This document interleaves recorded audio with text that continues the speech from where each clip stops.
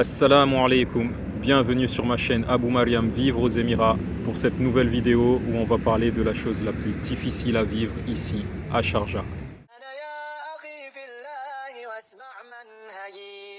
Non, mais avant de commencer, Instagram m'a fait un coup de Trafalgar puisque je n'ai plus accès à mon compte aboumariam.emirat.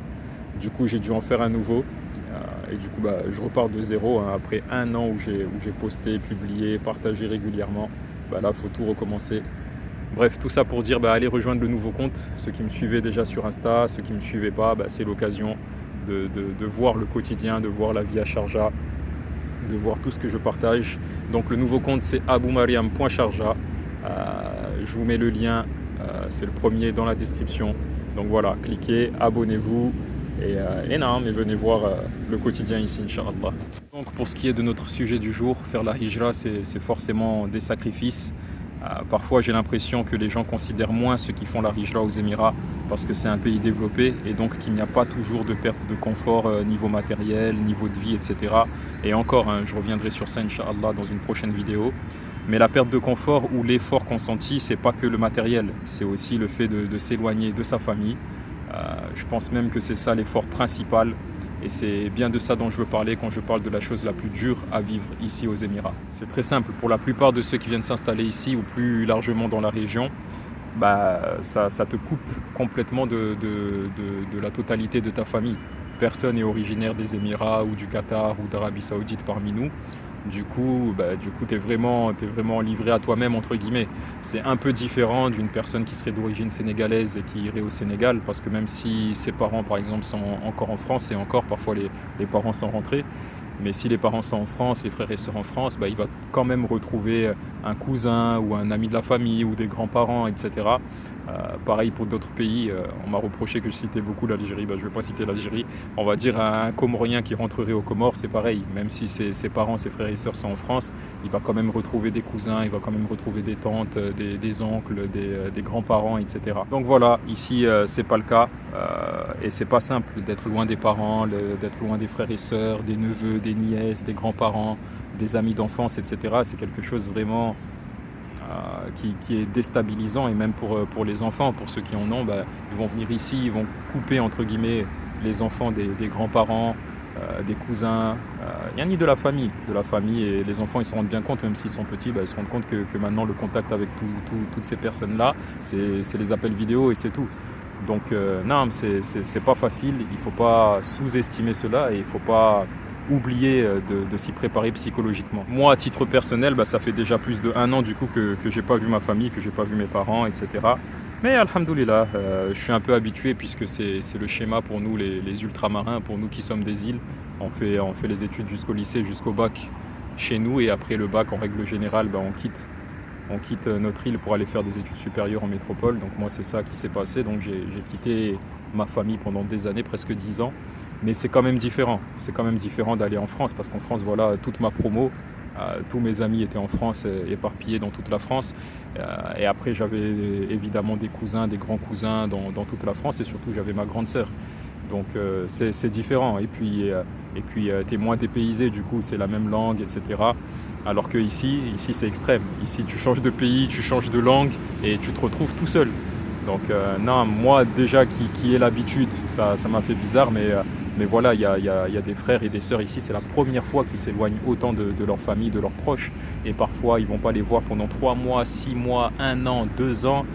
Non, ça, franchement, c'est quelque chose, c'est une épreuve, surtout avec les aléas de la vie. Les naissances, les mariages, mais aussi les choses qu'on souhaite moins ou qu'on ne souhaite pas du tout, les maladies, les décès, etc. Qu'Allah préserve nos proches et qu'Allah nous préserve tous. Après, toute chose a son bon côté, parce que vivre ici, c'est aussi l'occasion pour vos proches qui vont venir vous visiter, de voir parfois, pour certains, pour la première fois, la vie en terre d'islam. Donc c'est une exhortation exceptionnelle. Souvent dans nos familles, les gens ne sont pas aussi impliqués dans la religion qu'on peut l'être. Et voilà, on a beau parler, on a beau etc., on a beau avoir le bon comportement, parfois ça n'a pas l'impact qu'on espère. Et parfois il faut d'autres choses. Et le fait de venir en terre d'islam, de voir une société, l'organisation de la société qui est complètement différente, qui est tournée vers l'islam, ça peut avoir un impact incroyable. Ça peut avoir vraiment un impact qu'on n'imagine pas.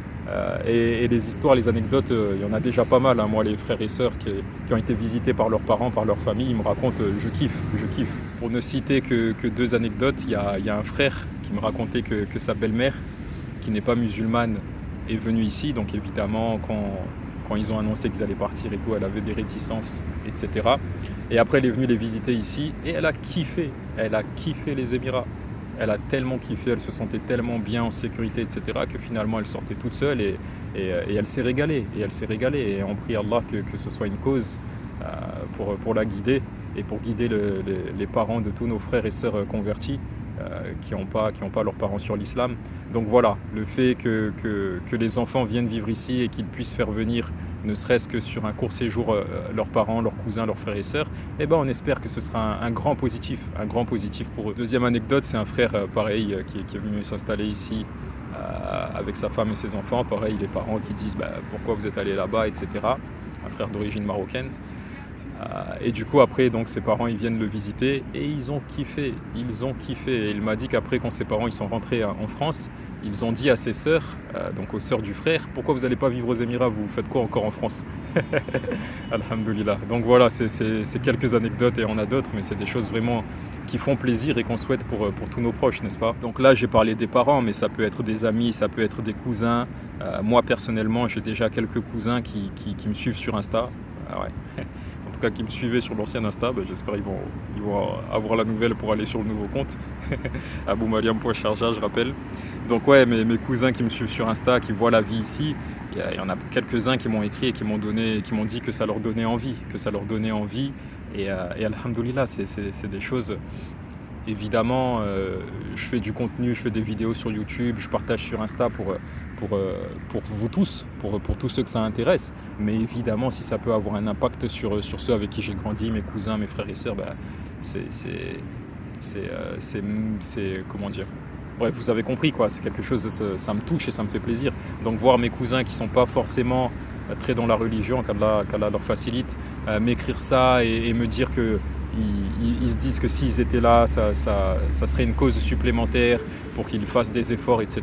C'est magnifique et bien sûr, et c'est ce qu'on souhaite, à l'ensemble de nos proches. Bref, tout ça pour dire qu'il faut se préparer psychologiquement pour l'éloignement avec la famille. Ça peut être dur à gérer pour soi, pour son épouse, pour ses enfants, et même pour ceux qui sont restés de l'autre côté, jusqu'à qu'ils viennent nous visiter, Inch'Allah. Mais voilà, il faut se rappeler que le prophète, sallallahu alayhi wa sallam, que les compagnons, qu'Allah les agrée, etc., sont passés par là. Et même je pense que les parents de beaucoup d'entre vous sont passés par là, mais dans le sens inverse. Un frère me disait, nos parents, ils ont quitté leur pays musulman vers la France et ils ont patienté. Et Allah, il les a aidés. Comment nous, on va quitter la France vers les terres d'islam avec une bonne niya, Inch'Allah, et on ne va pas patienter? Non, c'est ça qu'il faut se dire. Ça fait partie du voyage. Ça fait partie des quelques difficultés qu'il y a ici. Et malgré ça, il y a un bien dedans. Parce que, Inch'Allah, Allah, il va nous maintenir en terre d'islam. Et nos parents, chacun leur tour, ils vont pouvoir venir visiter et on espère pour eux que tout ça aura un impact sur eux et sur l'ensemble de nos proches. Donc voilà, c'est tout pour cette courte vidéo. Je voulais vous partager mon ressenti, mon expérience personnelle et celle de beaucoup de frères qui sont ici et vous encourager à tenir bon, à vous préparer dès maintenant et à tenir bon le moment venu quand ce sera votre tour. Et je vous rappelle également donc d'aller vous abonner à l'Insta, aboumariam.sharja. On repart de zéro. On avait un petit on touchait plus de gens, il y avait plus de monde sur le compte, il y avait plus de partage. Là, il faut repartir de zéro, il faut refaire ce travail-là. Donc je compte sur vous pour revenir vous abonner. Et pareil pour YouTube, la plupart des personnes qui regardent les vidéos ne sont pas abonnées, donc abonnez-vous, likez, partagez, c'est ça qui donne envie de continuer. Et je compte sur vous et qu'Allah vous préserve. Je vous dis à bientôt pour une prochaine vidéo, Inch'Allah. What do you intend to do now?